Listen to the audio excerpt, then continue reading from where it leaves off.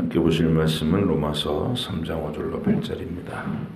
로마서 3장 5절로 8절 같이 읽겠습니다. 시작. 그러나 우리 불의가 하나님의 의를 드러나게 하면 무슨 말하리요? 내가 사람의 말하는 대로 말하노니 진노를 내리시는 하나님이 불의하시냐? 결코 그렇지 아니하니라. 만일 그리하면 하나님께서 어찌 세상을 심판하시리요? 그러나 나의 거짓말로 하나님의 참되심이 더 풍성하여 그의 영광이 되었다면 어찌 내가 죄인처럼 심판을 받으리요? 또는 그러면 선을 이루기 위하여 악을 행하자 하지 않겠느냐? 어떤 이들이 이렇게 비방하여 우리가 이런 말을 한다고 하니 그들은 정죄받는 것이 마땅하니라. 아멘. 할렐루야. 오늘 그 예정론 마지막 부분 하나님의 작정하신 것 그 얘기를 하는데 마무리를 간단하게 지을 거예요. 8페이지 8번.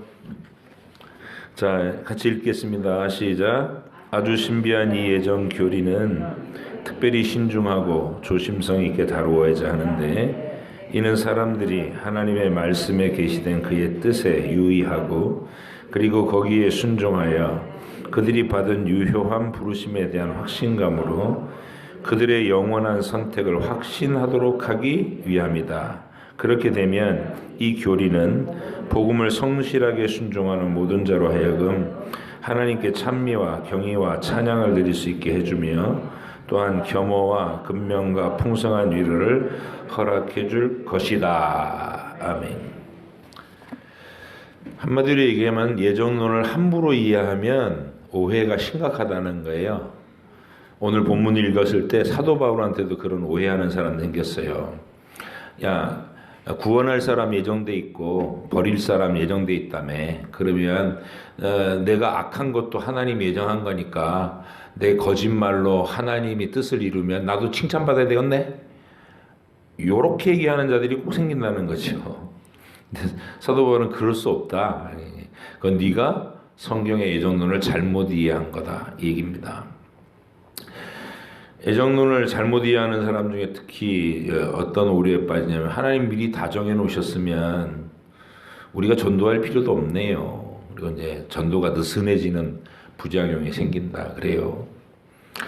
그래서 그건 예정론을 허투루 이해하니까 그렇게 된 거죠. 하나님이 구원받을 사람을 정해 놓으셨는데 우리 눈에는 안 보이게 하셨다. 근데 그 사람들이 그 구원이 예정 하나님의 택하심과 예정이 현실화되게 하려면 내가 보냄을 받아 복음을 전해야 복음의 씨앗이 거기 떨어져야 거듭난 영혼인지 아닌지가 그때부터 드러나기 시작한다는 거예요. 그럼 우리 역할도 소중해요, 안 소중해요? 소중하죠. 하나님 정해 놓으셨으니까 내가 가만히 있어도 다 알아서 구원받겠지? 그렇긴 하죠. 하나님이 우리가 입 다물고 있으면 돌들이라도 소리 지르게 만들 거니까. 근데 나는 책망을 받을 거라고요. 너 왜 입 다물고 있었어? 내가 널 구원해 주는 내가 그렇게 시시한 거야? 그렇게 게을러도 되는 거야? 이렇게 책망받으면 무섭죠. 그래서 우리는 결코 예정론이라는 것이 우리 게으름을 주장하지 않는다는 걸 알아요. 아멘이십니까? 그 다음에 예정론은 겸손한 감격을 이루어요. 내가 뭔가 내 노력으로 했다 나서지 않아요. 내가 믿었어요. 그리고 지가 믿은 거를 자랑해. 내가 복음을 전해서 우리 식구 다 구원시켰어요. 지가 전도 많이 했다고 자랑해. 이거 전부 다 하나님의 깊은 예정론을 몰라서 하는 약간 좀 천국은 가겠지만 좀 이해력이 조금 딸린 수준의 그 어린아이 수준으로 가는 거예요. 예정론을 확실하게 알면 하나님이 태초부터 정하시고 내 안에 그 택하심이 드러나게 하기 위해서 나를 끊임없이 다가오셔서 문 두드려 주시고 내 걸음마다 환경마다 다 이끌어 주시고 만약 설득하고 항복될 때까지 나를 협박도 하셨다가 격려도 하셨다가 달래기도 하셨다가 온갖 것으로 내 길을 다 다가오셔서 나를 마침내 그 자리에 세우신다는 거예요. 그래서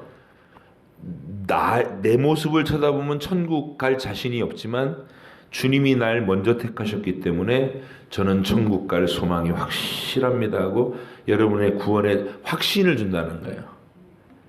아멘이십니까? 이게 얼마나 대단한 거냐고요.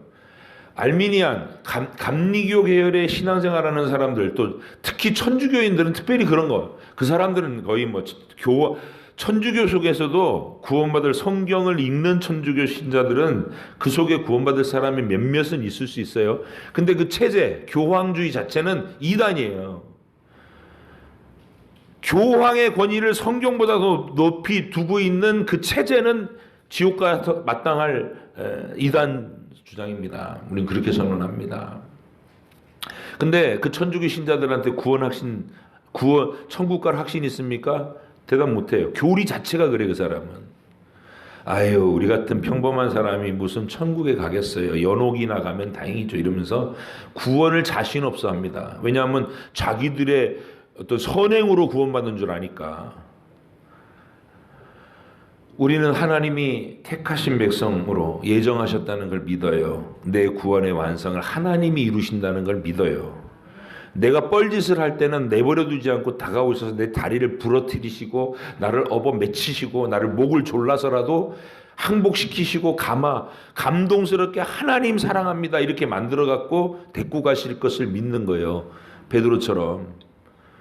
유다처럼 지 갈 길로 못 매달아 죽고 지 갈 길로 가는 건 네가 차라리 태어나지 않았으면 좋았을 뻔했다. 이렇게 하나님 택하지 않은 영혼이 갈 길은 그렇고요. 택하신 영혼에게는 베드로가 주님을 대놓고 속상하게 하잖아요. 아니 세상이 그렇게 고집세고 아니 주님이 분명히 야 성경의 예언대로 네가 생각해야 돼. 주님 안 됩니다. 죽으시면 우리는 어쩝니까? 제가 못 죽이시게 막을 겁니다. 이러고서 6개월 동안 주님과 대립하잖아요. 베드로가 한 짓이 작은 일이 아니에요. 십자가 밑에서 나 저 사람 몰라요 3번이나 부인하고 저주의 맹세까지 하고 부인하는 것은 가룟 유다의 죄질에 비해서 결코 작지 않습니다. 하루나 이틀에 욱해갖고 저지른 죄가 아니에요. 주님보다 똑똑한 척하면서 막 교만하게 주님하고 막 신경전 벌이면서 6개월간 고집을 부린 거 아니에요. 근데도 주님은 그 속을 다 썩으시면서도 끝까지 시몬아 내가 너를 위해서 기도했다 아버지께.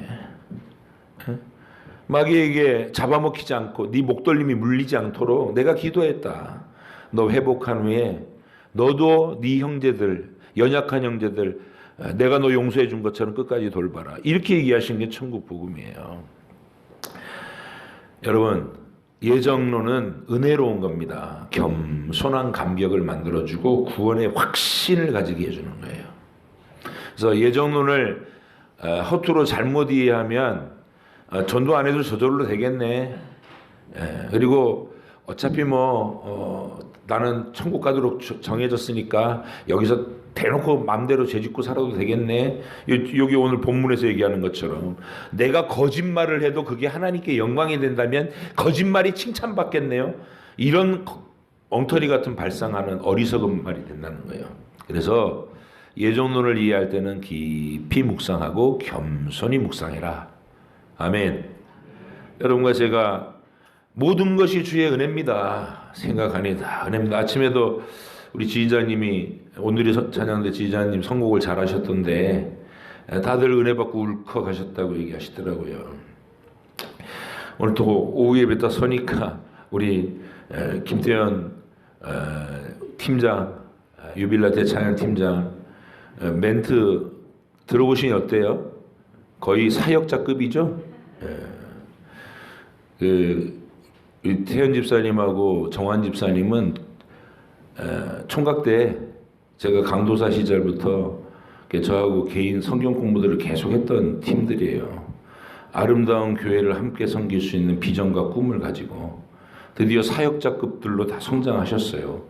누구보다도 신뢰하고 제가 영혼들을 맡길 수 있는 사람들이에요. 사역하는 것도 진심이고, 이 유빌라 때 여러분 앞에서 이 찬양 이끌 때 멘트 한 번 치는 것도 본인의 긴 일평생의 묵상 속에서 나온 거고, 곡 고르고 주중에 팀원들한테 다 문자 보내가지고 들어봐 뭐 아주 그냥 귀찮게 굴고, 그래서 연습 안 할 수 없게 만들고, 그리고 서는 거예요. 그리고 하나님 앞에서 가진 그 소중한 고백들을 이렇게 회중 앞에서 선포한다는 거. 지휘자님도 그런 거예요. 이게 기능하는 거는 그건 별것 아니에요. 뭐 이건 모양은 아름다워지는 거는 이렇게 연조가 한 달, 두 달 익숙해지고 1년이면 익숙하면 훨씬 멋있게 할 거고요. 진짜 중요한 것은 그가 메시지를 가지고 담임 목사의 목회와 더불어서 그 방향으로 딱 포진해가지고 성도들 전체를 그쪽으로 이끈다는 거. 그게 최고입니다. 성가대 연습 일찍 끝내갖고 오후 예배 차질없게 해주십시오. 이거를 담임 목사가 몇 번씩 부탁해도 대놓고 묵살하던 사람들이 있었잖아요. 예? 그리고 오후 예배가 여기서 진행되고 있는 동안에 그중 몇 사람은 저 본설 커피숍에 가지고 떠들고 있다가 또 끝나는 시간에 또 그냥 사라진 것도 아니고 또 버젓이 와. 그래가지고 우리 교회와 이 교회와 당회와 목사의 권위를 계속 흔들어대던 사람들, 그 사람들이었어요. 얼마나 안타까웠는지 몰라요. 그 세월을 견뎠어요. 그리고 그 속에서는 계속해서 자기가 얼마나 대단한 사람인지 자랑을 하고, 그게 돈 많이 벌고 사업 잘 되고 그러는 게 우리가 복받은 증거가 아니라고 낮에 강단에서 설교를 아무리 말씀을 성경을 전해도 거기서 김을 다 빼버려요. 돈 많이 벌어서 11조 많이 하는 게 복받은 거 아니에요? 그리고 그 사람들이 교회를 막 휘저었어요. 여러분 그 세월을 아셔야 돼요. 그냥 단순하게 그런 일이 빚어진 게 아니라 교회의 본질을 계속 흐리고 있는 사람들이 있었다고요. 근데 그걸 세워왔어요. 눈물로 세워갖고 하나님 저들을 스스로 무너지게 하십시오. 그래서 하나님께서 그 모든 과정 속에서 이제 오랜 성경 읽기와 교육의 열매로 정말 바울에게서 디모데, 누가, 디도 다 그런 사람들이에요. 두기고, 마가 요한. 네. 여러분 이것보다 더 성경적인 게 어디 있어요? 우리 교회보다. 에? 철모로는 총각전도사가 처음 여기 첫 사역지로 와갖고 우리 서희봉 강도사님 사역한 것처럼 그렇게 사역했어요. 그리고 그때 인연을 맺고 서로 신뢰를 나눴던 어린아이들, 학생들, 청년들이 계속 교회에 남아 있어가지고 저와 연관이 되고 성경 공부도 함께하고 미래의 아름다운 교회, 하나님이 기뻐하시는 교회 비전을 나누어다가 지금 곳곳에서 세워져서 역할을 감당하고 있어요. 외부에서 오는 전도사님들 평가절하하는 게 아니라 못지않은 그런 믿음과 고백과 능력으로 지금 우리 교회가 튼튼해지고 있다는 사실 확신합니다. 우리가요, 흔히 우리 교회 분들 중에서 이런 말씀을 하시는 사람들이 있었어요. 흔들던 사람들이 제일 많이 그런 소리를 했는데, 왜 외부에서 번듯한 사역자를 불러다가 쓰지 않습니까? 여러분 지금 제가 계속 우리 교회만 그런 게 아니라 주변 교회들, 노회들 뭐 다 얘기해도 번듯한 사역자가 없어요. 여러분 우리 교회에 와가지고 이 우리 교회가 기본적으로 하고 있는 성경 읽기, 성경 공부, 묵상, 예배 지킴, 이거에 이 기본적인 흐름에 따라오기도 힘든 사람들이 태반이에요. 사역자라는 사람들도. 여기가 지금 아무나 와고 사역할 수 있는 곳이 아니에요. 본인이 와서 뭔가 치고 나가고 뛰어난 점이 있어야 사역을 할 거 아니에요. 그래서 우리가 외부에서 사역자는 무슨 훈련돼 갖고 우리 교회를 가르쳐 주십시오 이런 개념으로 이해하시면 안 돼요. 사관생도예요. 외부 사역자는 사관생도들이에요. 그래서 여러분 소위 계급장 달기 전까지 그 사람들은 그냥 생도예요. 생도. 그죠? 소대장으로 소위 임관을 하고 소대장으로 임명될 때까지는 그냥 사관생도예요. 그때까지는 하사관한테도 빡빡 굴러야 돼요. 앉아 일어서 그러면 다 따라야 하고 훈련 혹독하게 받아야 되고. 근데 계급장 달고 나면 이제 고생시키던 교관 하사관이 경례 딱 붙이면서 장교로 인정해 주는 거죠. 그래서 외부 사역자들은 우리가 정말 초보자들을 불러다가 어설픈 상태에서 계속 사역의 기회를 주고 교회에서 일할 기회를 줘서 순종하면서도 따르고 그렇게 해서 세워져 가도록 교회가 지원해야 될 선교사 후원하고 개척교회 우리 자매교회 도와듯이 후원해야 될 하나의 대상이에요. 서희봉 강도사님을 6년 동안 우리가 그렇게 지원하고 훈련시켜서 많이 이제 다듬어진 모습으로 다음 사역지로 보내드린 거예요. 얼마나 영광스러운지 몰라요. 근데 데려다 놓자마자 완벽한 사역자의 상을 막 요구하면서 이것도 안 되고 저것도 안 되고 이래서 모자라고 그러면 또 마음에 안 들면 당장 내보내세요 막 이렇게 얘기하고 그러면 하나님의 교회가 안 서는 거예요. 여러분 앞으로 외부 사역자들에 대해서 어떤 분들이 오시든 간에 그분들이 여기서 훈련을 잡는 기간 동안 순종함으로 모든 훈련을 과정을 거치고 담임 목사가 또 어떤 때는 혹독하게 할 때는 혹독하게 하고 그리고 기다려줄 때는 기다려주고 똑같이 성도님들도 예우 있게 이 훈련생들을 잘 대해 주시면 돼요. 잘 따라 주시면 되고 그리고 우리 교회 자체는 초대교회 현장같이 일당백에 어떤 사역자 못지 않은 하나님이 특별한 은사를 주신 사람들이잖아요. 사역에 나서는 사람들. 그런데 교회를 지탱하는 것은 하나님이 세우신 교회 지도자들, 장로들 이렇게 세우는 거예요. 예를 들면 빌립보 교회의 루디아 가정, 간수의 가정, 그리고 초대교회 또 제일 유명했던 가족 중에 하나가 예수님 십자가 지고 올라갈 때 얼떨결에 불려 나왔던 누구예요? 십자가 지고 간 사람. 구레네 시몬. 구레네 사람 시몬. 그 사람의 가족들이 교회의 지도자가 돼서 한 교회를 이루어요. 우리가 빌레몬서에서 나오는 그 오네시모, 도망친 오네시모, 그 사람의 노예 주인이었던 가이오의 아들 아키포. 예. 그런 가족들이 우리 교회랑 똑같은 거예요. 아무개 장로님의 아들, 딸, 뭐 장로님들의 아들들, 뭐 이래가지고 그 사람들이 어렸을 때부터 교회에서 자라가지고 한 교회를 지탱해내는 거예요. 그게 빌립보 교회, 고린도 교회, 뭐 에베소 교회 이렇게 되는 거예요. 우리 교회가 지금 그 체질을 잘 갖춰가고 있다. 오전에도 제가 비전을 더 말씀드렸죠. 헌당하고 나면 우리가 하나님의 교회를 보다 본질적으로 더 뛰어나게 만들려고 하고 있고 그 일에 힘쓸 겁니다.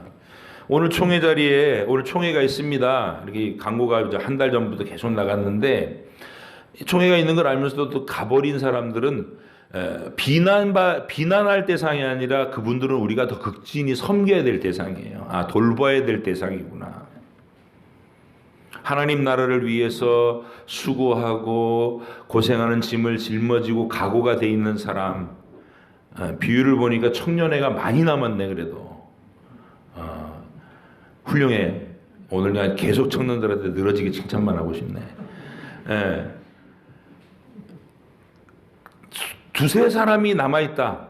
우리 기간은 두세 사람밖에 안 남았어. 그러면 낙심하지 마세요. 두세 사람 중에 올해는 당신이 회장하시고 내가 총무하고 이렇게 하세요. 괜찮아.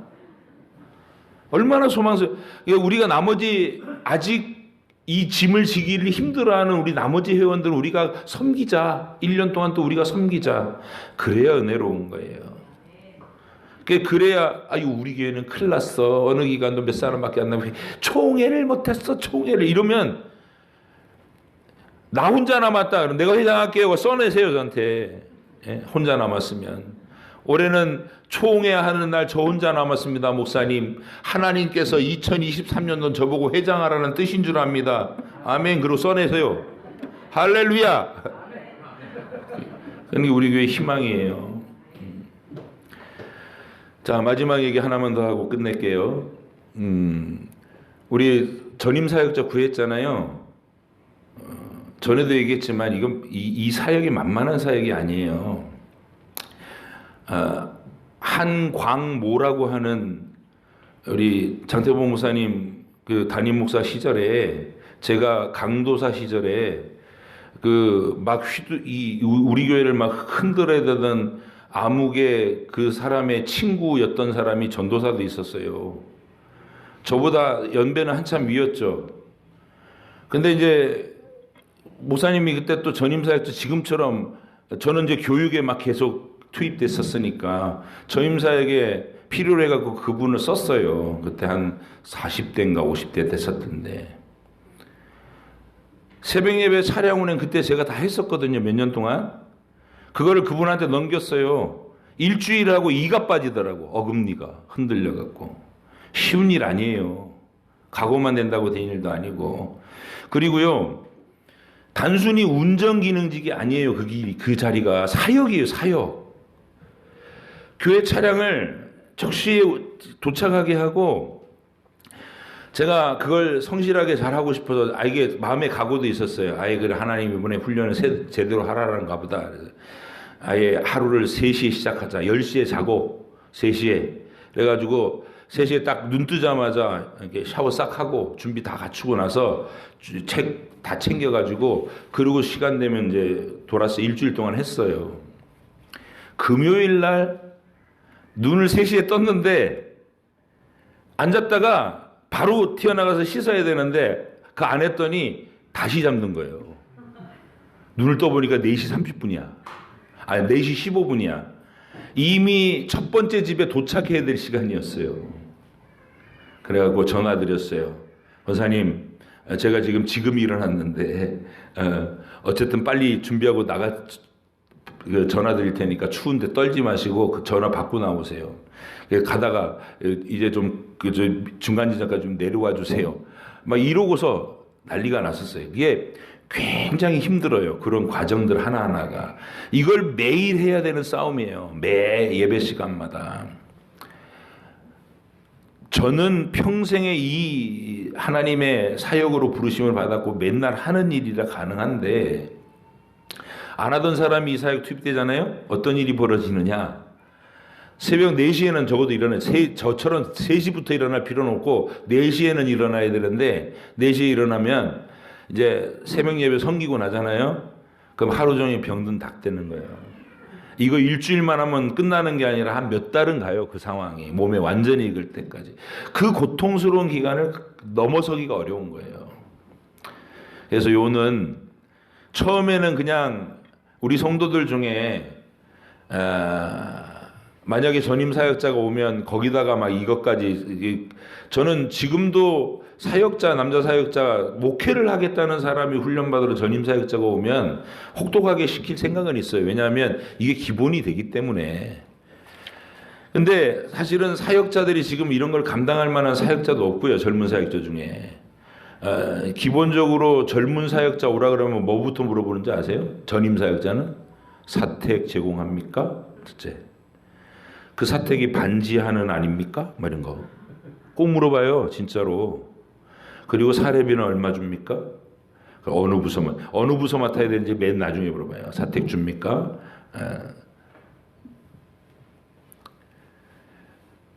그래서 저는 처음에 그냥 이 개념을, 이게 그 부분 운전에 예배 섬기는 이미 부분만 해서 우리 성도들 중에 누구라도 한 100만 원 정도 받으시고 사례비로 받으시고 좀 이 일에 사역에 동참해 주시면 좋겠다 이렇게 생각했는데, 그것도 만만한 일이 아니에요. 본인의 직장 생활 하면서 그걸 책임 있게 만든다는 게 어렵더라고요. 그래서 오늘 당회에서 의논하고 결정된 부분은 이겁니다.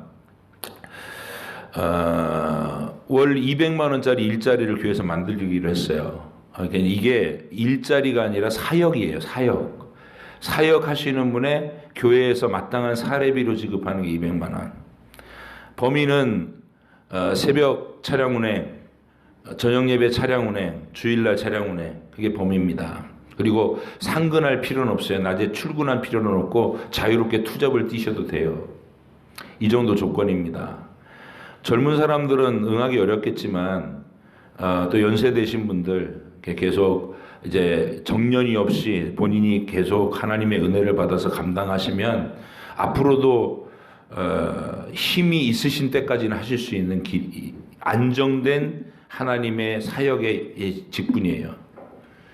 아까 장로님들한테서 제 장로님들 중에 누구 한 분 해주세요. 감당해 주세요. 제일 제가 든든하고 제 목회에 가장 힘이 될 겁니다. 그랬더니 우리 장로님들 전부 다 하신다는 말씀이 장로가 돼갖고 교회에서 사례비를 받는 게 영 아니래. 그게 어때서요? 목사는 그럼 사례비 받지 말아야 돼요? 일하는 사역하는 사람이 당연히 사례를 받아야죠. 생활은 보장을 받아야 되니까. 그건 부끄러운 일도 아니고 그래요. 저는 장로님들 중에서 한 분이 나서 주시면 좋겠고요. 가능하시다면 의논들 하세요. 온 가족회의를 열어가지고 이 일을 심도 깊게 좀 의논들도 하시고요. 지금 후보 되시는 분들은 몇 명 계세요. 제가 직접 다 찝었어요. 장로님들 생각에 오늘 가족회의 하세요. 했어요. 자녀분들 다 의논하시고요. 영광스러운 겁니다. 교회 사역이에요. 목사 옆에서 늘 교회일 새벽 운행하고 오늘 성도들 사이에 이런 일이 있었습니다 하고 이런 것들도 얘기해 주시고 또 교회에 같이 큰일 있을 때 행사 있을 때 같이 교회일 같이 또 사역하면서 돕고 그러시면서 교회 목사를 편안하게 해주고 안심하게 해주는 전도사님 딱 바뀔 때마다 이런 몸살을 치르는 게 저도 힘들어요. 누군가 한 사람 딱 맡아서 좀 길게 저 은퇴할 때까지 같이 좀 갔으면 좋겠어요. 제발 좀 여러분 기도해 주세요. 만약에 우리 장로님들 사이에서 결정이 나길 바래요. 지금 눈을 어디다 화살을 쏘는지 딴 데 보고 해야 되겠다. 오늘 결정해 주시기 이번 주간에 결정해 주시기 바래요. 다음 주에 결과 보고 할게요. 장로님들은 한 분도 이 일에 못 응했습니다. 못 응하시는 거예요, 이거는. 못 응했으니까 이젠 공이 우리 다른 일반 성도님들께 갑니다. 교회 사역에 특수 예배 섬김이 사역에 집목사를 도와서 목회 옆에서 힘있게 해주실 분 나서 주십시오. 이렇게 간구할게요. 장로님들 사이에서 나오시면 제일 좋겠고요. 기도하겠습니다.